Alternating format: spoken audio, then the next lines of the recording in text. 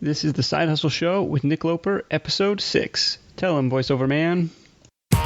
Welcome to the Side Hustle Show, where aspiring part-time entrepreneurs learn how to turn their side hustle dreams into reality. Because your 9 to 5 may make you a living, but your 5 to 9 makes you alive. And now, your host, Nick Loper. Hey everybody, Nick Loper here. Welcome to episode 6 of the Side Hustle Show. Great show for you today with Emma Perez of OrlandoWeddingDances.com. If you've ever wanted to figure out how to leverage an offline skill and passion into a viable side hustle business, you're going to love all the tips and knowledge that she shares in this interview. Experts say the wedding industry is worth between $40 billion and $100 billion, so I think it's an amazing opportunity to carve out your own small little piece of the action. But before we get started, a couple shout outs to those who left an iTunes review for the show. Tenacious T Money says 5 stars, very informative and inspiring. And Owen from sweetprocess.com adds, if you want real freedom from your corporate job, listen to this podcast. Love it, guys. Thanks so much, and appreciate everyone who takes a minute out of their day to stop by and leave an iTunes review. Those are super helpful in getting more listeners and exposure for the show. So for today, all links mentioned in the show are at sidehustlenation.com/episode 6. And with that, we'll get right into the interview. Emma, welcome to the show. Thank you so much for having me. This is going to be a great discussion. We're going to talk about kind of leveraging a passion of yours into a viable business, and now the transition from that into something even bigger. But let's kind of start at the very beginning with the Orlando Wedding Dances business. Mm-hmm. So your background is in dance, but kind of let's go back to the very beginning. Like, how did this get started? Well, I started dancing when I was very, very young, and my background is actually in performance dance, and I have a degree in musical theater because I sing as well. Okay. And I did that professionally for probably about 10 years. And I was dancing and doing a little bit of choreography and singing and whatnot. And it's a lot of moving around and here and there and things like that. It's kind of hard to settle down maybe with, a life partner or something like that. So I decided to shift into ballroom so I could teach ballroom dance. Okay. So that I stayed put doing that and was able to get married and everything. And I did that for a little while, and I really enjoyed working with couples who hadn't ever danced before in any way. That would be me. Oh, that's you? I'm definitely the dancer with 2 left feet. There you go. Yes. That's what I don't know what it is. It's a knack or something, but I really can help make people comfortable with it. And I find sort of their learning process and some experiences that they've had in the past to use to help them understand and get used to what it's like to move your body in a new way. And it's always really fun to see, couples who have never communicated with each other in that way before. They've never really danced together. They've never really touched each other this way. They've never moved together as a unit before, and to help them find that is really, really cool. Very cool. So it's a combination dance and instruction and couples counseling. Yeah, actually, yes. You see that from time to time. Yeah, there is some counseling a bit. Yeah. That's great. So you're teaching ballroom, and then does this other company? So I guess we should mention a little bit about what the company does, and you can probably explain it better than me. I was just looking at the website. Yeah. So Orlando Wedding Dances focuses on weddings with couples. Before, when I was at the dance studio, we would get wedding couples in, but the dance studio is in the dance industry, and their focus is on dancers, making dancers, going to competitions, things like that. And I just kind of looked around, and nowhere in the Orlando area was there someone that was focusing solely on the wedding industry. There wasn't a wedding vendor who taught dance lessons. And so that's what I decided to do. Yeah, it's got to be just a huge market that was apparently overlooked. And so we're talking about wedding dances like first dance kind of thing, or like people who want to make a grand entrance into their wedding. Yep, first dances, father-daughter dances, mother-son, bridal parties, if you want to make an entrance with your entire bridal party. Okay. Things like that. And if you just want to learn how to generally dance throughout the reception as well, that's an option also. Okay. Are you like choreographing custom pieces for couples? Yeah, sometimes. Basically, everybody's a little bit different with what they want. Because just saying, I want to dance for I want to do a special dance for my first dance. Well, what does that mean, right? Some people want to do something choreographed. Some people want to do something very theatrical and very performance-like. And other people just don't want to step on their new bride's feet. You know what I mean? Totally. Some people we want to dance together, but we don't want to do the prom shuffle. That's what it's called, by the way, the prom shuffle. I just don't want to look stupid. That's why I do a consultation with everybody first, is to find out, what do you want? How do you want to feel? Do you want to feel elegant and grand and romantic, or do you want it to be very sweet? Do you want it to be funny? What do you want? And with my background in performance and in ballroom, I'm able to accommodate whatever people want, really. Right, for the full spectrum of first dances. Mm-hmm. Exactly. Because everybody wants something a little bit different. Very cool. And so the idea just came from you working at the dance studio and kind of seeing an unmet need in the market, or like was this something that you guys were looking at for your wedding, or kind of where did the honestly, it came from the dance studio that I worked for is a top shelf dance company. It's a really great dance company. They offer great services, and it's really for the top shelf budget, if you will. Okay. So I was actually working really well with the wedding couples that came in, and I sort of unofficially became the wedding specialist at my dance studio because I was the only person there that was married. Okay. So I was able to talk about how to communicate with your DJ and what to expect when you walk into the room and things like that. And so I started working with a lot of wedding couples, and there were a few couples that, weddings are very expensive.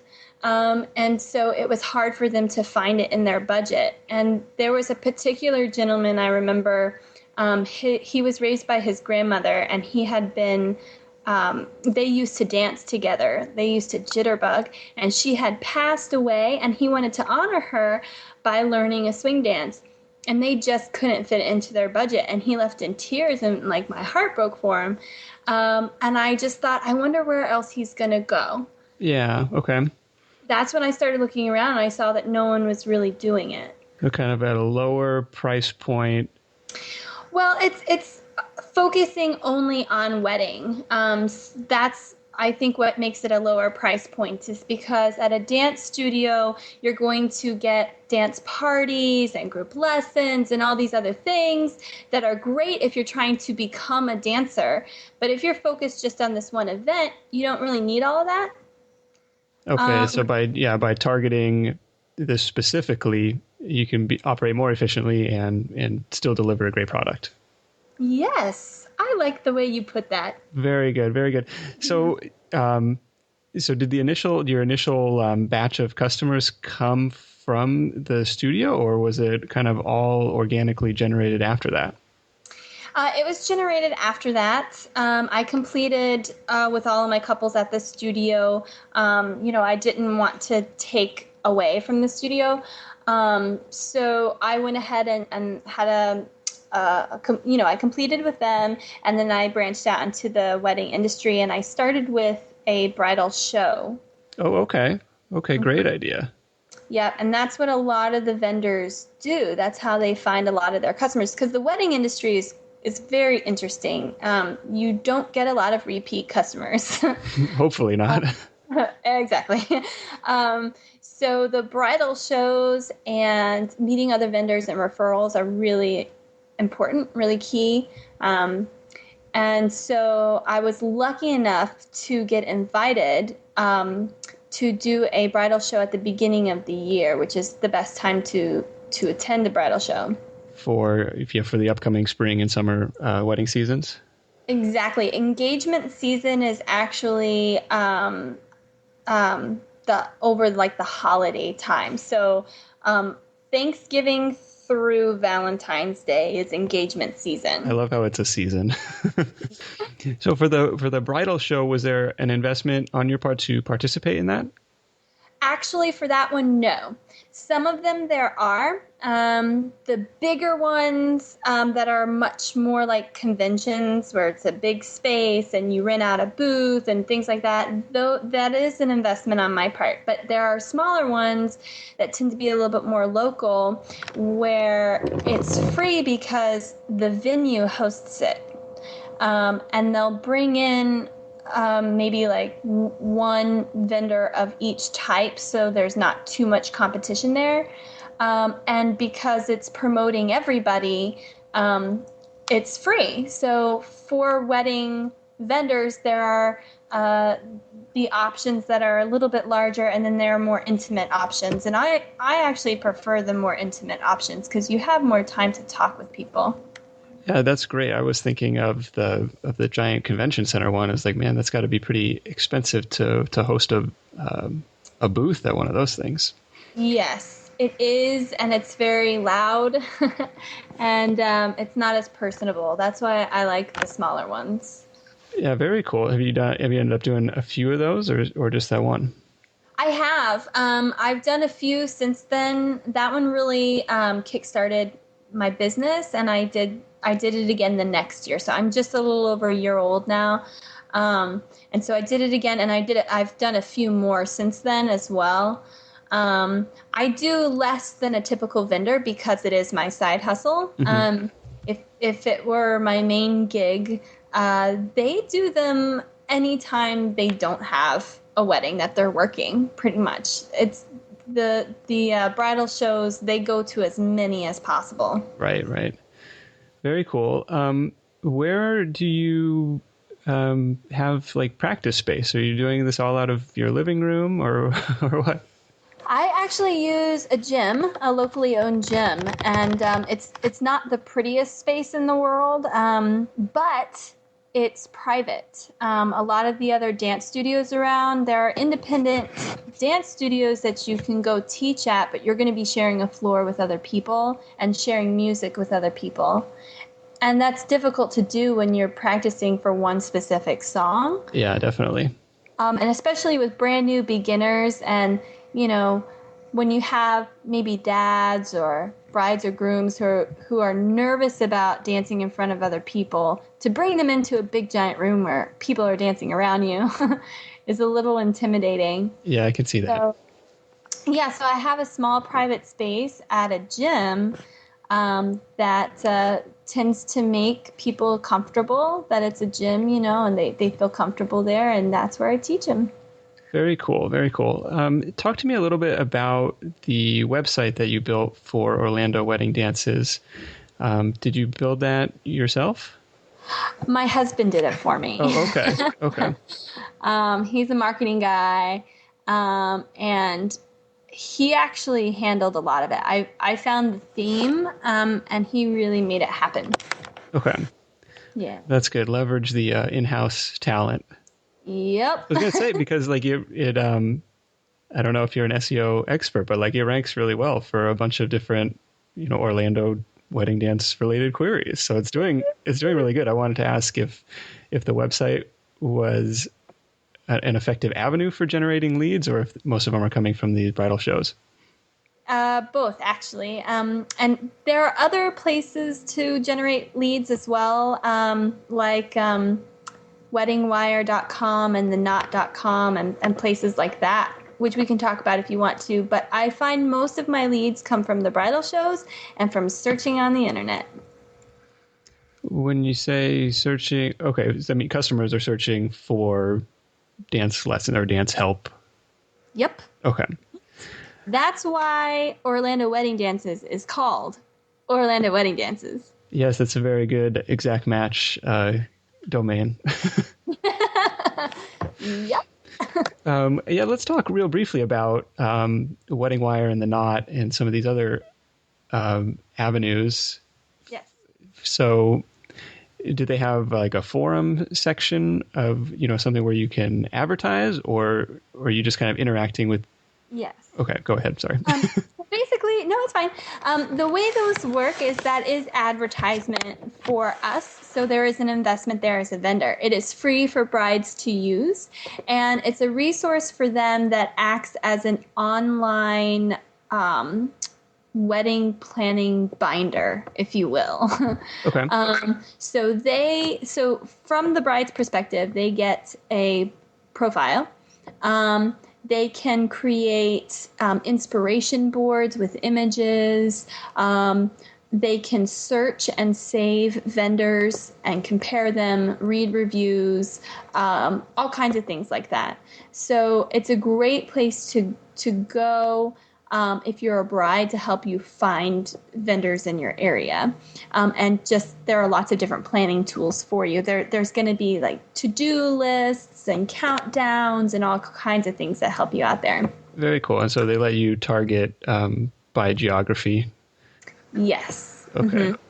Very cool. So as the vendor, you actually have a storefront on these, where people come, they see reviews, they see images, things like that, and then they are connected to your website from there. And another thing that they'll do is they will, if you get a lot of good ratings and things through their website, you will become, a special vendor, and you get an award, and then you can put that button or that tag on your website, that sort of thing. Right, and that turns into social proof, and it kind of can snowball from there. Very cool. I wanted to ask about pricing, on how you settled, or how you set your rates, and how you decided to price out this service. The standard for dancing is to do an hour lesson. That's pretty standard across different styles of dance lessons as well. Some dance studios will do 45 minutes, but I wanted to do a full hour. And then basically what I did is I looked at other businesses who were doing the same thing as me. Okay. Not only in the Orlando area, but in other cities as well, because other cities have some places that are focusing specifically on wedding dances. And I did a similar price point to what I saw out there. Okay, cool. I remember what I was going to ask about. I was going to ask about videos. Like, so on your vendor profile on these websites, are you allowed to post like sample videos, or even on your website, do you ever attend the weddings and get the footage of like the culmination of all your work? That is something that I've struggled to get good quality recordings of the dances. Okay. So as of right now, I do have some on my Facebook page that brides have uploaded to share with me. Most of them are from somebody's phone, and I'm very, very fond of them. But I'm trying to contact some of the videographers to get some quality images before I put them on the website. Yeah, that makes sense. You just, leverage the videographer that's already on site. Hey, can I take out this 5-minute segment? Right. And that's, that's done a lot. The vendors will share pictures and they'll, put their name on it to help promote them and things like that. Yeah, it definitely seems like a service that would lend itself well to video. So I hope we can get some soon. Yes. Be very cool. So this is an awesome side hustle example of like we talked about, leveraging years and years of dance experience and something that we're really passionate about. Yeah. But it's still somewhat time intensive because it's you got to be present for all of the lessons, and you've got to, meet for your consultation with all these customers. And it's tied down to a specific geography, unless you wanted to eventually franchise out to the rest of the world. Right. So we want to talk about this next project called Rhythm of the World, a kind of a startup TV show that, and I'll let you kind of explain the big picture vision and goals behind that. Yeah. So Rhythm of the World is my personal ultimate dream. It is a show, hopefully one day a television show, probably initially a web series, that goes to the birthplace of different dance styles and learns about it from them. So learning about the history, learning about the culture, learning the dance steps, everything from the people in that area, and just exploring the culture and the dance through the locals there. And all around the world, or just? All around the world, because every dance style comes from somewhere. So, for example, in ballroom dancing, you've got, rumba and salsa and waltz and tango and samba and bolero and all these different dances, and they are not particular to the ballroom world. They've been codified for the ballroom world so they can be judged, but they originally started in some country somewhere for some purpose, whether it be history, telling history, or just a reaction to the music that you're hearing, things like that. And that's really what I want to get into. Okay, so you may find yourself in Buenos Aires and learning all about the tango. Yes, sir. That would be fun. I would love to go there to learn the tango. I would love to take the show to Rio to learn samba and find ourselves in the middle of Carnival. I would love to go to Vienna and learn how to waltz. I would love to go to Iceland and see how they dance around the Christmas tree. Yeah, all of it. Whether it's partner dance or folk dancing or performance dance, I want to go learn about it. That sounds very cool. On the Kickstarter video I was watching, you said it was no reservations except for dance. Yeah, exactly. That's what I love about the No Reservation show and Bizarre Foods and things like that, is that it's not just about the food. It's about connecting with the cultures in that area. You really learn about them from their food and these flavors that are unique to them. And dance is that way. It's intrinsic to the way people are and to what their culture is and how they move through their day. And that's how I want to connect with these people. Very cool. So let's talk about like you said, this is your personal dream to make this TV show a reality. Let's talk about kind of the nuts and bolts of making that happen, starting with this Kickstarter campaign. And kind of before the call, you mentioned it's a big learning experience, and I know almost nothing about Kickstarter, so you can tell me kind of everything that you've learned going into it, and I think the campaign should still be going when this episode airs. So we'll definitely link to that in the show notes. That would be fantastic. Brief little 101 on Kickstarter, which I'm still learning, but it's definitely a bigger world than I initially thought. It is crowdfunding for creative projects. It's a way to help build an audience and to gather funds to kickstart a project. And there really is a whole world to it. And there's a lot of resources out there to study Kickstarter. If you have interest in doing your own project, there's suggested, how long your project should be up on Kickstarter, forums to go to spread the word, how to market for it, all kinds of different things like that.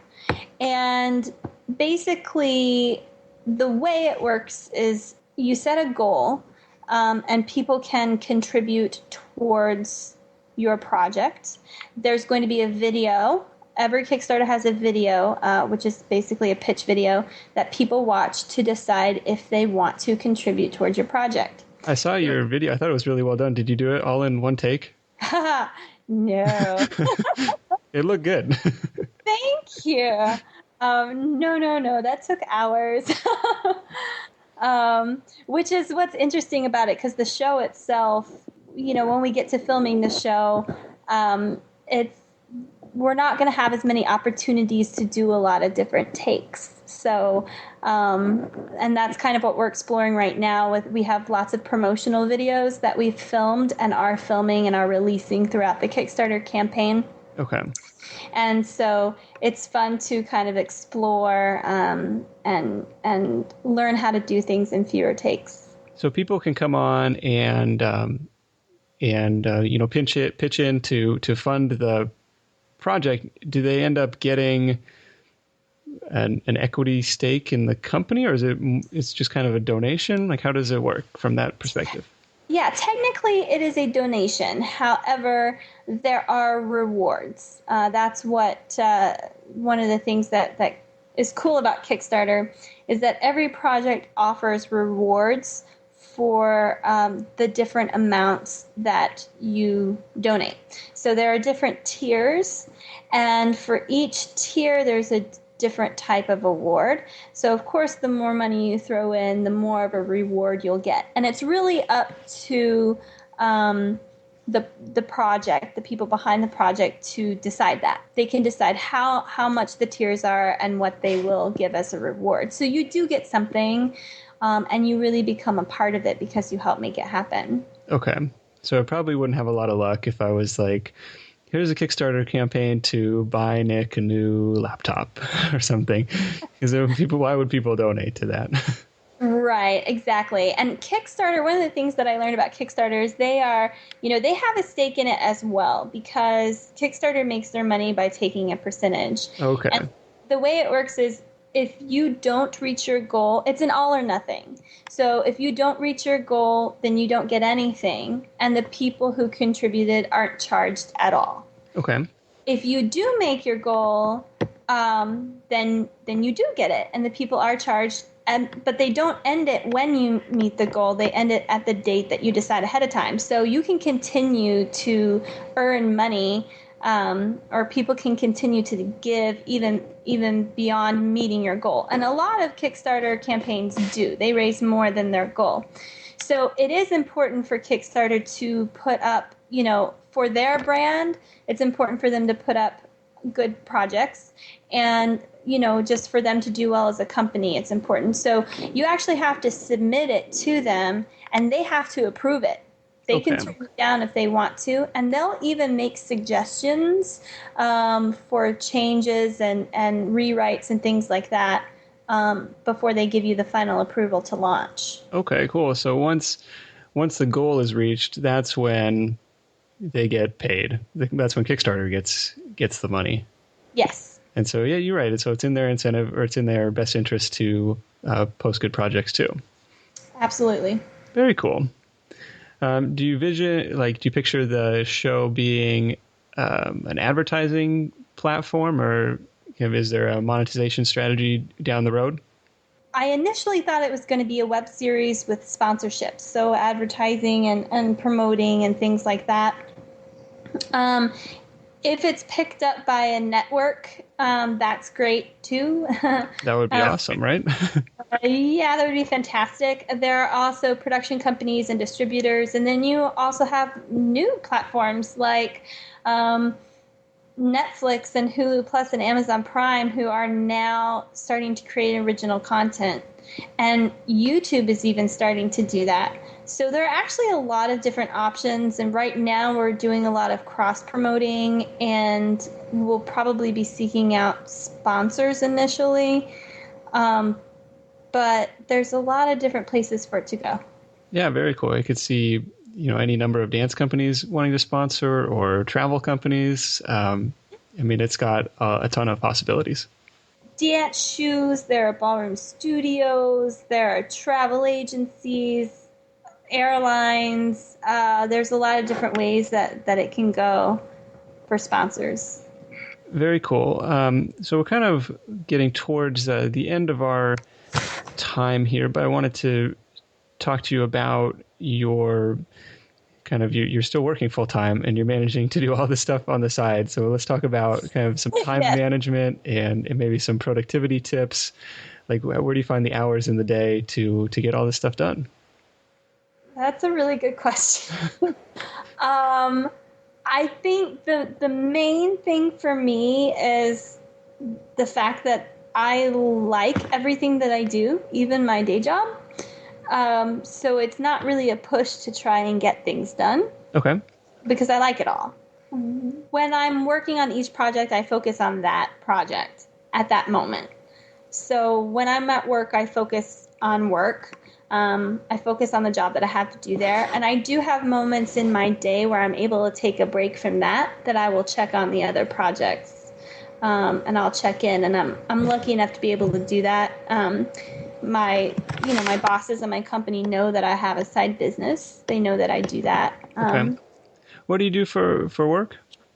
I work for Full Sail University, which is an entertainment and media university. So they teach, they have degree programs, bachelor science programs for film and recording arts and digital media and things like that. So it's actually...